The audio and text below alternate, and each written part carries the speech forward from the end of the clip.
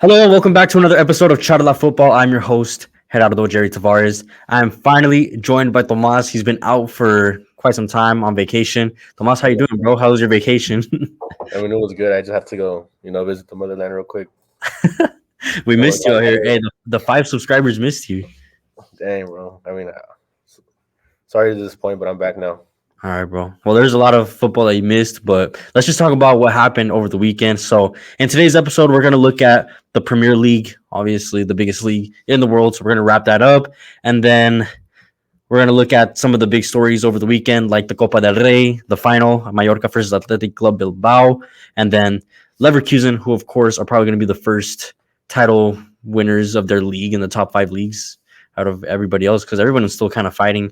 Bayer Leverkusen have it pretty much all wrapped up. So we're going to look at those three topics today. Make sure to follow us at CharlaFootball on Twitter and all our other socials. Look at the website where we'll post weekly articles. Follow us on socials as well. You can follow me at Gerardo T BTP and then Tomas's Instagram and socials. I'll put them on the YouTube. On the YouTube bio, like down below. So make sure to keep an eye out on that. But yeah, so let's look at the Premier League, Tomas. So the title race is as tight as ever, bro. That is getting crazy up there. We got Arsenal in first, Liverpool in second, and then City in third. So let's start with City. So because they're probably the hardest team in the Premier League right now. They had that game against Crystal Palace. What did you think about that game? I mean, it was really it was a must win for City. You just can't. You couldn't drop points if you're City in this point because you're completely out, having Arsenal and Liverpool ahead of you. Yeah. So that pressure for Pep and his side coming into that game, it was critical, and they answered to it. They ended up getting the win. Winning 4-2, and I mean De Bruyne with his 100th goal was pretty much all CBS Sports talked about after the game. Yeah, I loved how like you saw he scored that left footed shot and then in the middle of his celebration he's like that's my 100th. So it's something special to him, special for the club and I mean overall, I mean to reach 100 goals for a club is pretty impressive as a midfielder because he's not a striker. Yeah, as a midfielder, I mean, most of his goals come from that mid-range shot, which we all know about.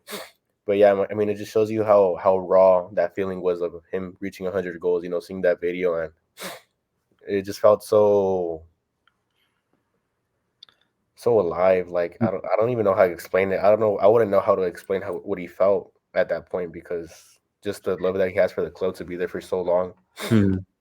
I reaching think that I milestone. think what makes it even more like I guess beautiful to like think about is that he had been out of injury like for a while. You said he was missing for like 5 months, right? Yeah, he was missing 5 months prior to coming back in January. Mhm. And now, so City have, let's see, they were, well, like, it was a 4-2 match, right? It was like a 4-2 match. Yeah, it So was it was a high scoring game. High scoring game.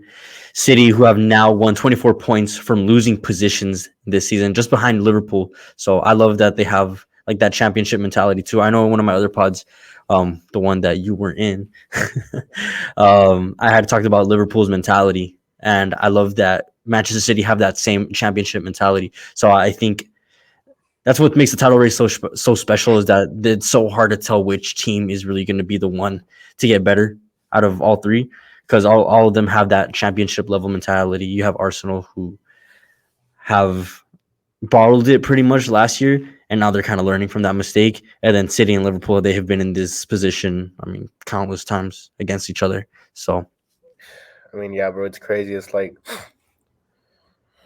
I mean, sometimes you watch these City games and you think about like, wow, this is like one of the worst halves I've seen them play ever. And then in the second half, they come in, they could be down 2-3-0, and they'll just flip that switch and get right back into the game. And it's something special. You see, like how you call it, that championship mentality. It doesn't matter the adversity that's against you. These teams just come out and they know how to win.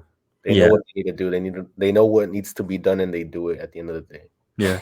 And like I said, moving forward to Brighton versus Arsenal, another team in Arsenal who they're able to like learn from their mistakes from last year. For example, they bottled it last year, and now this year they seem like genuine contenders. They are in first place, while tied in points with Liverpool, and probably just the only thing separating them is like 9 goals, I think.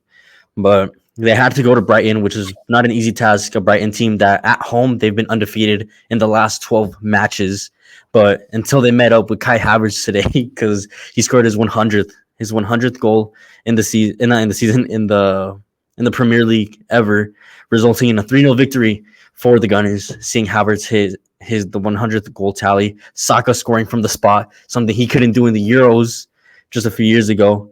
But I think that's something important to know because his improvement in penalties has really just skyrocketed. He scored 9 out of his 10 goals, 9 out of 10 pens.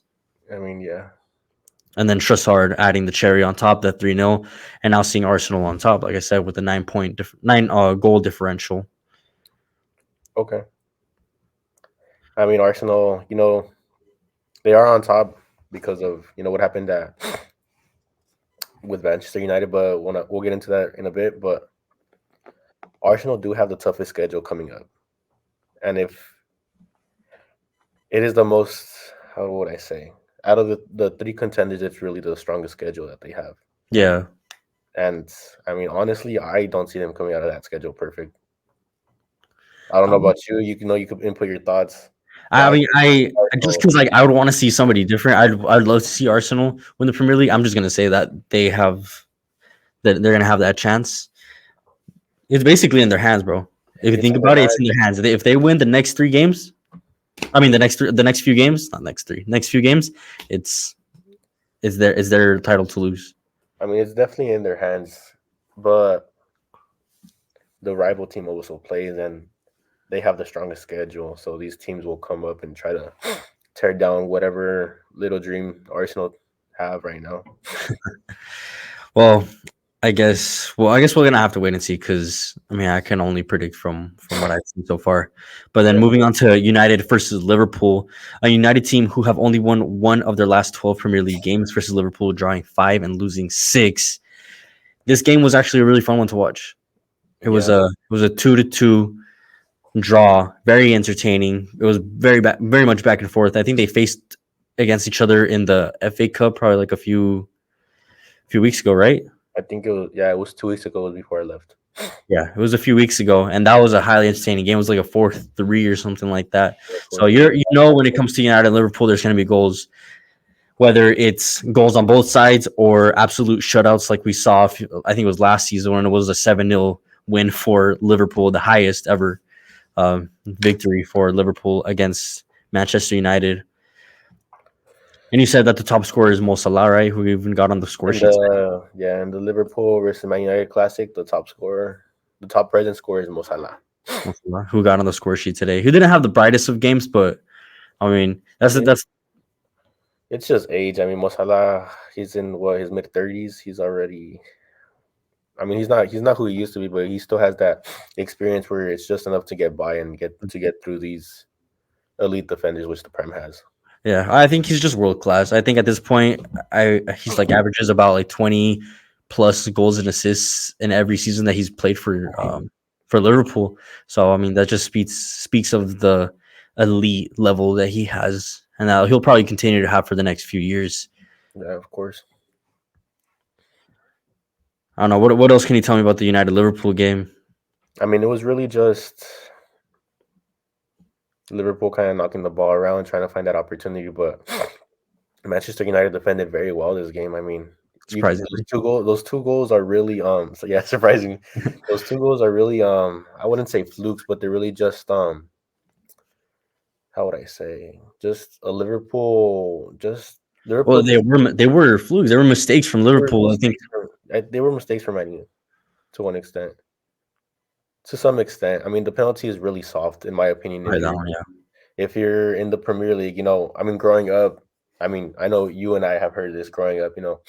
La Liga is the more technical league where they kind of let them play each other. The best team wins, and the Prem is the physical league where the bigger, faster, stronger player is. Where it's kind of just all like guts and glory.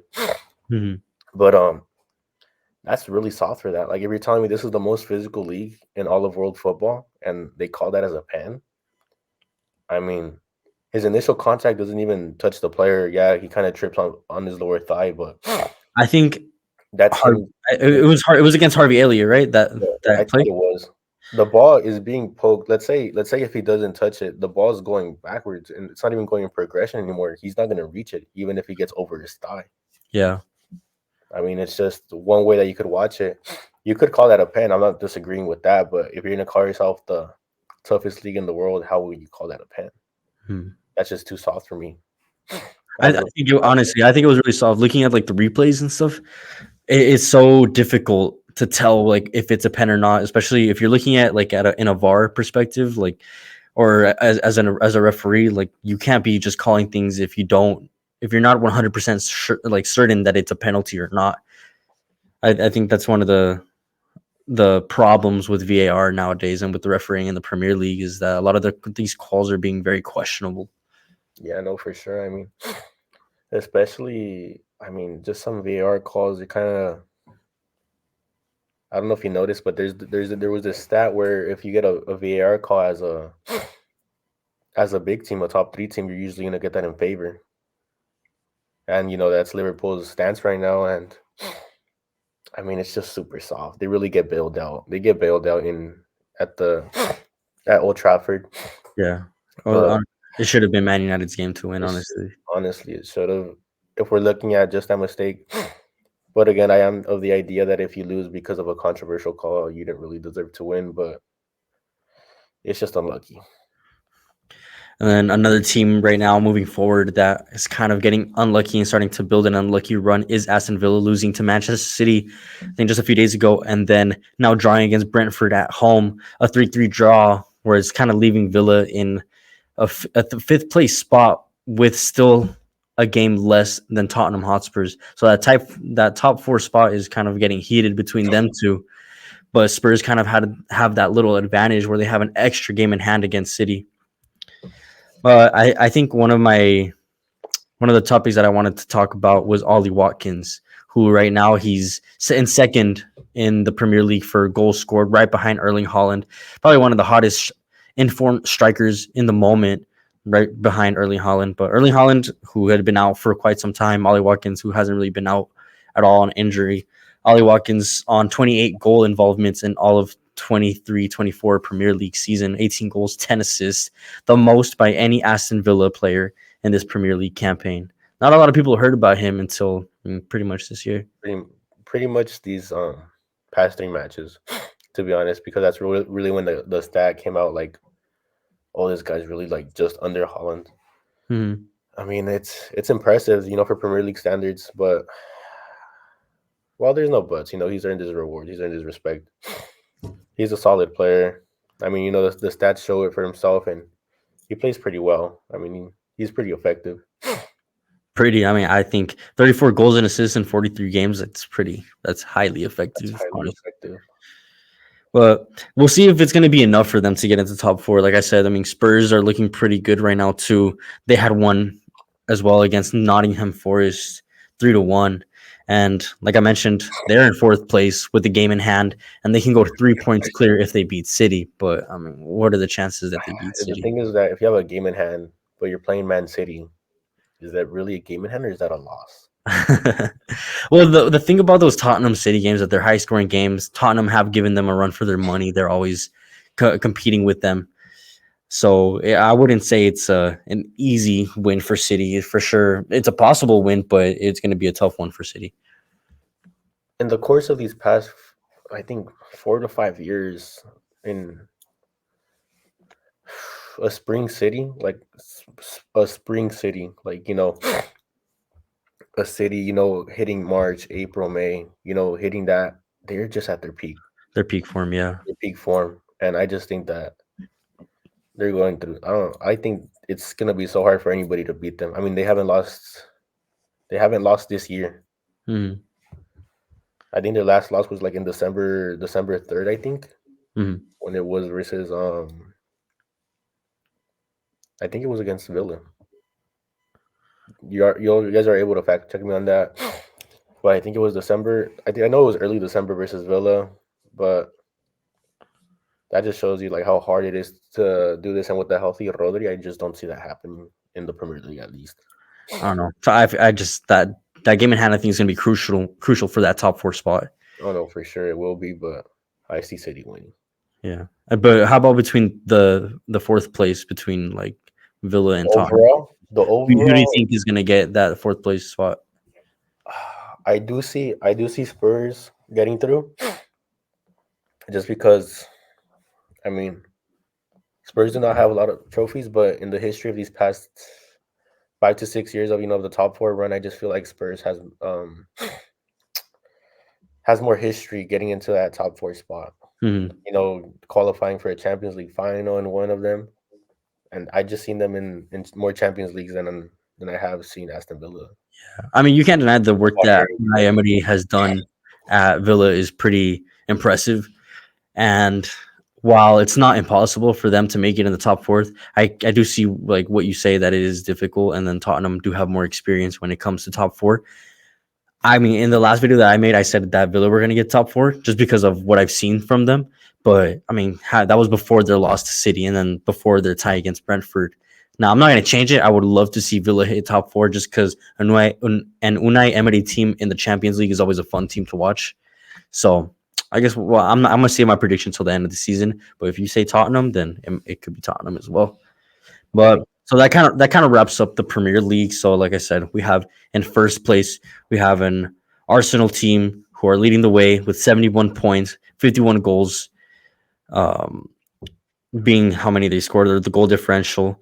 Second place, Liverpool with 71 as well, just 9 goals under them. City, which is a point below, and then Tottenham and Villa right below them too.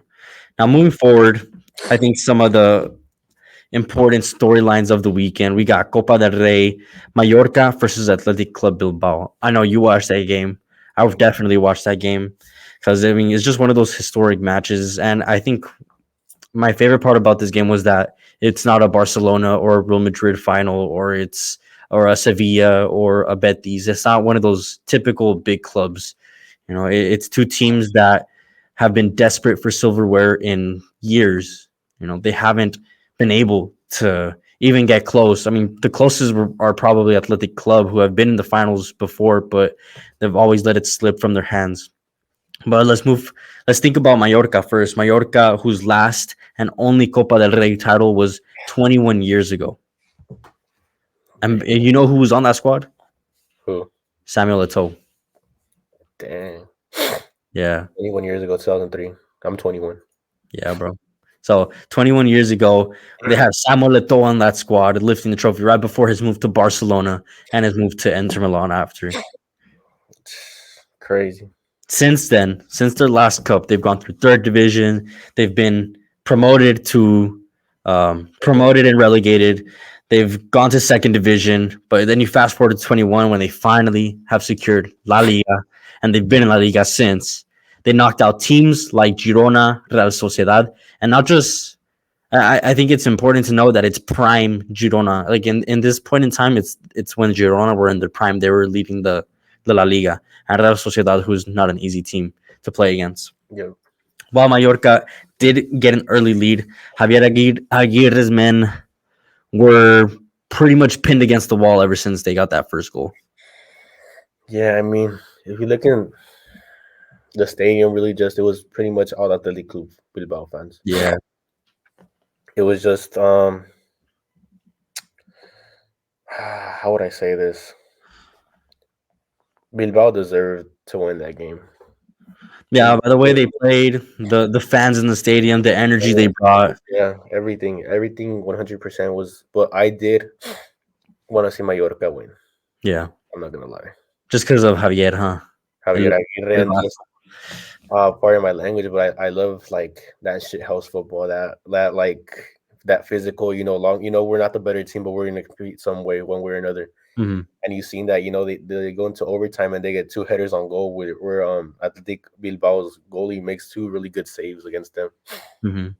And it's just something that I love. Just like that, like you could be better than us, but we're still gonna try to beat you off of just grit. Yeah, I really wanted them to win just for, I mean, The storyline. the storyline, obviously supporting a Mexican coach in the final. I mean, it's only his second European final like ever as a coach, and he's been coaching for years. Javier Aguirre. So like, it would have been nice to see him get some silverware in Europe, but unfortunately, it just wasn't possible. Athletic Club on the day, I mean, they were the better team, but like you said, I did like seeing that shithousery football for sure. Yeah, I mean, it's just.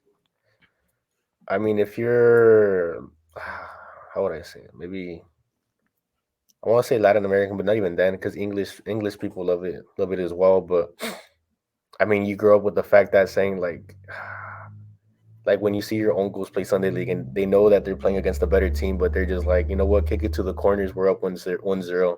Yeah, Just defend with your lives. wasting time, cramp up if you have to, force a cramp. I don't know. Balls in play, just take somebody out, and it's a lot of people call it primitive football, but it's just one of the. It takes me back to my childhood. When you're barely learning how to play football. I mean, you'll do whatever you want just to win, pretty much. You do whatever it takes. It doesn't matter how you win. Yeah, and I think that's. I mean, that was the beauty about Mallorca's game. That like you said, that grit, but like ultimately, who deserved to really go through and win the final was Bilbao. They went to overtime. They went to penalties. And once they got to that penalty shootout, I thought it was Mallorca's to win because they had done that before throughout the tournament. And then you saw the way like the team celebrated. Like they actually like huddled together right before the penalties, and they were like joking around. They were laughing. They were like, I don't know what they were chanting, but they were chanting something, like kind of shouting as if they were already gonna win or they had already won. So they were kind of like psychologically trying to trick the athletic club players, but ultimately I don't think it worked. I like you said, the fans and the stadium was really key because on that side where they were taking the penalties, bro, it was buzzing with just athletic club fans. Like you can hear them cheering. You can see like the cameraman, like the camera kind of like shaking a little bit because like people are jumping and trying to shake things around. It was crazy. I mean, you just hear, you go from Mallorca's gonna shoot, and you hear all the buzz and noise around the stadium, and then whatever, they score, they miss, whatever. The Athletic Club Bilbao players picks up the ball, complete silence, giving him his time, his patience. Mm-hmm. And you see that in that second penalty, how the Mallorca player, he puts the ball down and he hears the buzz. He doesn't want any of it. The camera wasn't even, if you look into the game, the cameraman wasn't even expecting him to shoot that quick. He's still in like that zoomed in camera. Mm-hmm. The zoomed in camera, then they like kind of zoom out to see the goal. Yeah. It was just not having any of it. He puts the ball down, he immediately shoots. You could tell the pressure, and obviously he misses, with all the pressure and just trying to hurry up and get out of there. He feels like, I don't even know what he felt. Yeah. I think that's what cooked them, bro. The pressure. Like I said, that whole side was just crazy to be on. But it's weird because like Mallorca obviously were under a lot of pressure, but so were Bilbao. I mean, they've gone 40 years without winning any silverware. The last time, I don't even remember the last time it was. Like I said, it was just like 40 years ago. And you can tell how special it was for Bilbao as soon as they scored that last penalty. All the players ran. You see like fans crying. You see some of the players crying, couldn't believe it. It had been since 2009. They've been in 5 Copa del Rey finals and they lost all 5. So they've been close to it, but all they've known throughout their history in the past like few years is just heartbreak.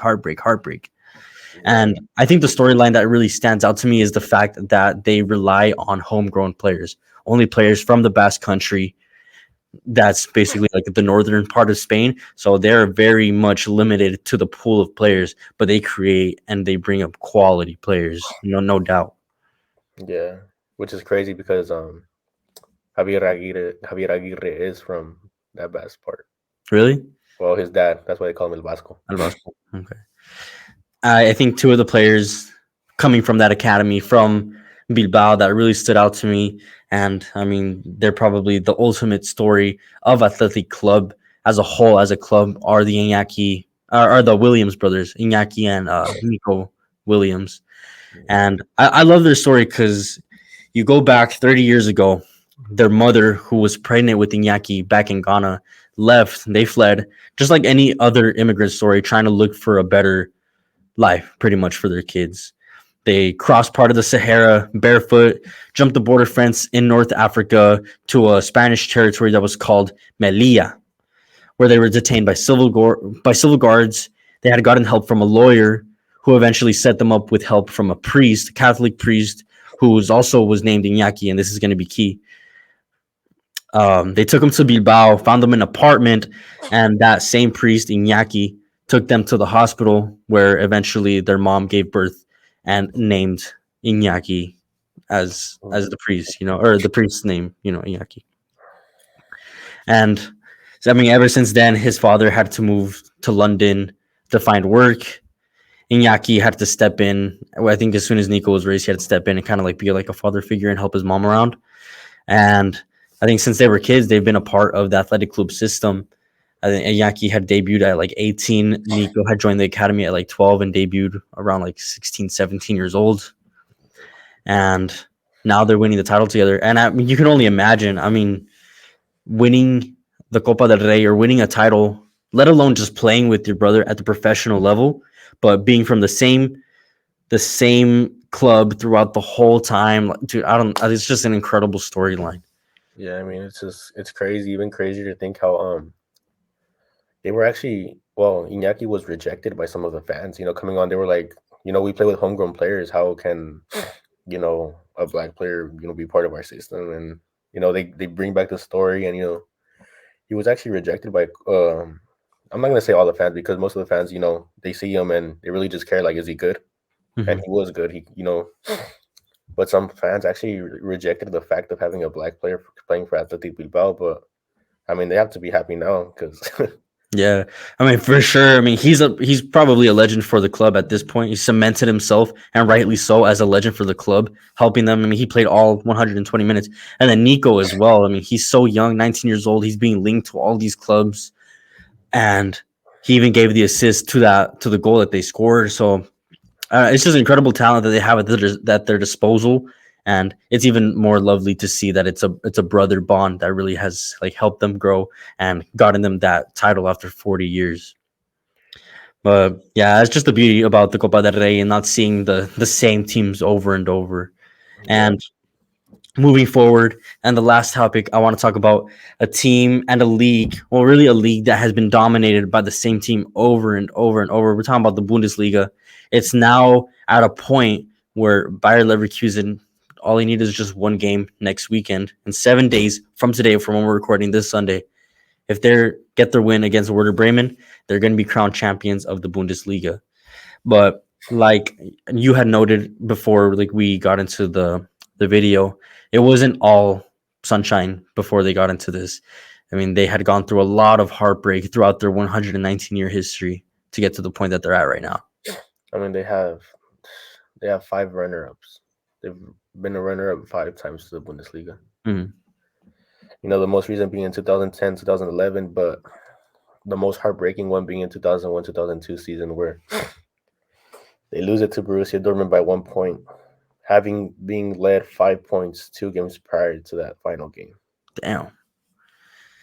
So, I mean, they had it in their hands pretty much. They really had it in their hands, and they lose back-to-back games. Borussia wins back-to-back games. They go into that final match day. They do all they can versus Hertha Berlin. They win 2-1, go 2 points ahead momentarily. And Borussia Dortmund are actually down 1-0 by the time that Bayer Leverkusen's game ended. So, they're really watching that. They're saying that Borussia's down 1-0. They're kind of excited. They tie it before the second half. Then, Borussia wasting no time at all. They just get going, and 20 minutes into the second half, they score the second goal and just maintain it and close out, win the Bundesliga. Damn. So it's heartbreak all over Leverkusen. Literally, like those are the margins that like separates like winning the championship, winning the Bundesliga. That's crazy. It's just something crazy, and to see them, like, when you think about that 2001-2002 season, they also make a Champions League final where they lose to Real Madrid. And that was the game that he said 2001, 2002, right? Yeah. Is that one the Zinedine Zidane like famous The famous, goal? yep. The one that's like shown before, like like in The one the that's shown on every time you turn on your TV on ESPN. It's that one. is that one? It's that goal. It's like the side volley, right? It's like with The his left side foot. volley. Crack. What a crack. Yeah. So a Leverkusen team that really throughout their history, I've only really have seen heartbreak. Only have won two major tournaments throughout their 119-year history. I think it was a Poco. I I don't mean, remember how long ago that was. That was like in the 80s or 90s. it was a UEFA Cup, which would be like considered now, which would be like Europa League. Europa League. That was kind of recent. No, recent to their standards, I Recent. guess. I mean, yeah, I mean, And I mean they've been struggling even up until last year before Xabi Alonso took over. They were struggling in 17th place. But then ever since then, it's just been a complete 180 change of mentality. A lot of players that have came in, and really just they've added something special and have created something special to this team. And it looks like they're going to be invincible throughout the season. They're going to be like the next Invincibles. And I think it's really beautiful to watch because if you really think about it, they're about 7 games away from winning the treble. So they're 1 game away from winning the DFB Pokal because they're already in the final. So if they just win that, they got that secured. They got, I think, like 5 games from winning the Europa League because they're in the quarters right now. And then if they win at the weekend, they secure the Bundesliga and they can essentially win the treble. yep. I mean, that's pretty much where they're at right now, and good for them. After all these heartbreaking stories, they finally get one. They finally go on, bro, They after finally get one. who knows how many years. But I think someone that it's important that's really like key to highlight is the fact that Xabi Alonso chose to stay. Do you think that's the right decision for him to stay? I mean, he had the likes of Bayern Munich, Liverpool, Real Madrid calling him, asking for him, but he chose to stay. Choose. I mean, he could be there for one more year. Who knows how many? But I mean, I personally really like it just because I mean he essentially nurtured this team. He's brought them up as it's his baby right now, and they have Champions League football next year, and he could really prove himself at that point. So he has proved himself right now, but to take this team to the next level, which is Champions League level, and I mean we can see. I mean we'll only see how far he can go there. I mean, for me,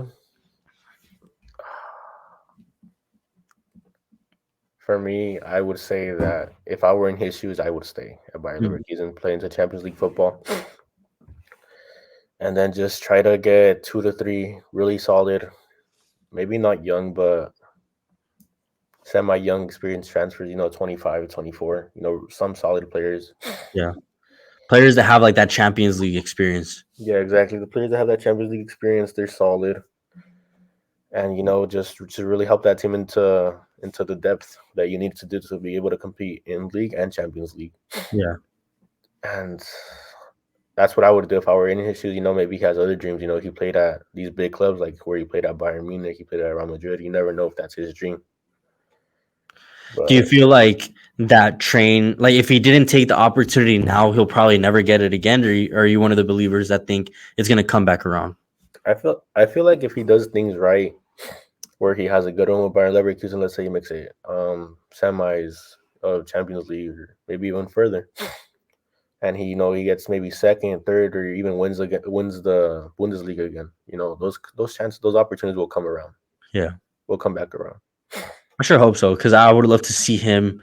I think personally, I would love to see him at Liverpool, but just because they have such an exciting team, and I mean to see him in the Premier League and I mean playing against or coaching against Pep Guardiola. I mean Klopp is already ending his tenure, so it would be like a nice little rivalry right there. But yeah, like I said, it was the right decision for him to stay at least for one more year, and then we'll see what happens in the years forwards. But yeah, that kind of wraps up everything for For this right now, at episode. least. Yeah, for right now, Premier League, the Mallorca Bilbao Copa del Rey. I mean, beautiful final, honestly. And then Congratulations, Athletic Bilbao. yeah, for real. And then Leverkusen, who I mean, congratulations to them. They won the Bundesliga because there's no way they don't get 3 points in the next 5 to 6 games. So There's actually a joke in Germany. They're called like it would be translated to like the eternal bottlers. Oh, dude, imagine if I mean, I don't think it'll be possible, but I mean, the same thing with Bilbao. They a lot of people would call him el eterno subcampeón for the Copa del Rey. I don't know. But all right. Well, thank you, Tomas, for hopping on. It was good to have you back, bro, because it's so hard to just be able to do this by myself. It's incredibly difficult, but to have you, I mean, it's a big help, and to be able to just bounce off of each other and have actually feel like I'm talking to someone on the podcast is nice. Make sure to follow Tomas on the socials. I'll link them down below on Twitter, Instagram, anything. Make sure to follow me as well on Twitter and all the socials, and make sure to please follow the page CharlaFootball. That's CHARLA football. Follow our website that will have links to every single social media that we have out right now. And yeah, thank you guys for listening. Support your small content creators, because together we'll make it big. But thank you.